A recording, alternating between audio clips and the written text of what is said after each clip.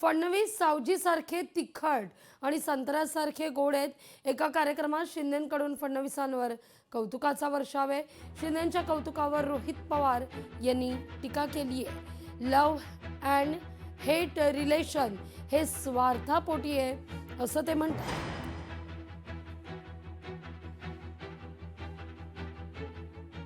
एकनाथ शिंदे साहेब नाराज होतात, मग ते कुठेतरी साताऱ्यामध्ये त्यांच्या गावामध्ये जाऊन शेती करतात, नाही तर दिल्लीला जाऊन बसतात. आता दिल्लीला जाऊन कोणाशी भेटतात काय बोलतात माहीत नाही. मग ही नाराजगी अनेक दिवस चालल्यानंतर दिल्लीतले काही लोक हस्तक्षेप करतात.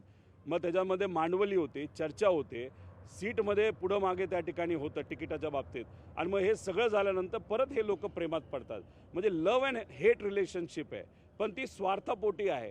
किती तिकीटं मिळतात, किती संधी त्यांच्या कार्यकर्त्याला त्या ठिकाणी दिली जाते, किती निधी दिला जातो, निधी मिळतो का नाही मिळत, पदं कुठली मिळतात, पालकमंत्रीपद मिळतं का नाही मिळत, ह्या सर्वांवर चर्चा झाल्यानंतर परत ते प्रेमात पडतात. त्यांचं राजकीय डिवोर्स 100% त्या ठिकाणी होईल. आणि हे तिन्ही पक्ष वेगळे राहून BJP विरुद्ध इतर पक्ष अशी ही लढत येणारी लोकसभा आणि विधानसभा नक्कीच त्या ठिकाणी होऊ शकते.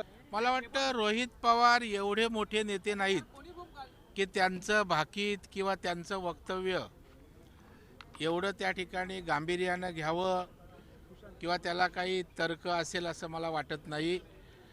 कालच देवेंद्र फडणवीस साहेबांनी स्पष्टपणे त्या ठिकाणी सांगितलेलं आहे की कुणाचेच आमदार घेण्याची आमची आवश्यकता नाही. त्याचबरोबर शिंदेसाहेब असतील तर ते सहयोगी पक्ष आहेत, ते महायुतीसोबत आहेत.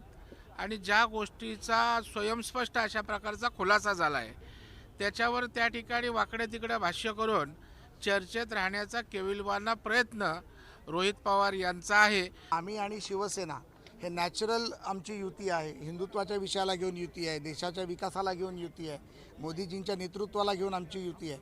तशा प्रकारचं इथे कुठेही रिलेशनशिप दिसत नाही. ही हेट लवची रिलेशनशिप यांची आहे. आणि ही अजून पुढे जाऊन जसा महापालिकेच्या निवडणुका पुढे येतील तेव्हा यामधला बेबनाव अजून तुम्हाला दिसायला लागेल. लोकशाही मराठी ऐका, पहा, जागरूक रहा.